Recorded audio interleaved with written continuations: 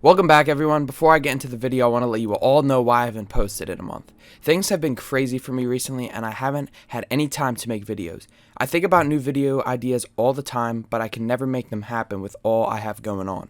From now until June, I will have an unbalanced posting schedule, but once summer comes, I will be posting a lot more. I want to thank everyone for sticking with me, and I can't wait to keep posting more videos for you to watch. Now with that said, let's talk about our birds. The NFL draft finally came, and if you remembered, I made a video on some of the top prospects for the Eagles about 2 months ago.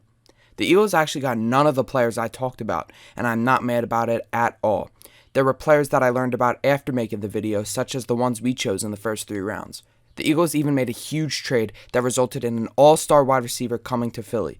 First, I want to recap some of the first round because it was a wild one. The first overall pick of the draft was defensive end Travon Walker. That was not super surprising considering all the hype he was getting before the draft. Pick number 2 was Aiden Hutchinson, who I talked about in my previous video, going to the Lions and staying in Michigan. The Texans drafted Derek Stingley Jr. with the number 3 pick, followed by Sauce Gardner, Kayvon Thibodeau, Ike Ekwonu, Evan Neal, Drake London, Charles Cross, Garrett Wilson, Chris Olave, and Jamison Williams.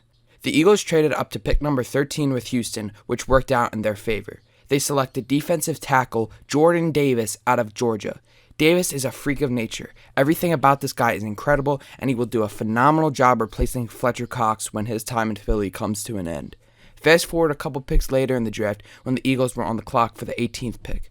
The telecast said that the Eagles made a trade with the Titans. I assumed it was a trade back in hopes of getting some more picks, but instead we ended up trading for A.J. Brown. When I saw this, I was so excited.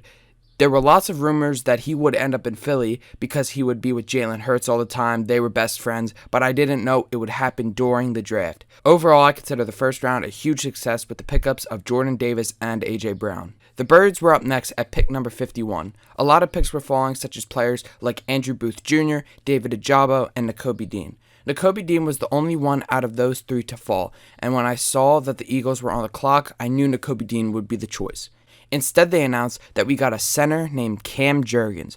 I thought this was an odd choice because the Eagles already have Jason Kelce back, and we drafted Landon Dickerson last year, so why would we need another center?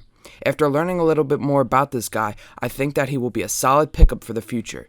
What made this pick even better is that Nakobe Dean fell to the 3rd round, and we selected him with the 83rd overall pick. When I found this out, I could have believed that Howie Roseman was able to pull this off. Nakobe Dean was a projected late 1st rounder, but we got him in the 3rd. Great work by Howie Roseman. Now on day 3 of the draft, the Eagles did not have another pick until the 6th round. With a couple of trades in there, we ended up with the 181st and 198th overall picks. With the 181st overall pick, they selected linebacker Kyron Johnson. He is the 2nd linebacker that the Eagles took in this draft. The reason why I like this pick a lot is because the Eagles need a lot of help at the linebacker position, and Johnson also has the ability to be a pass rusher.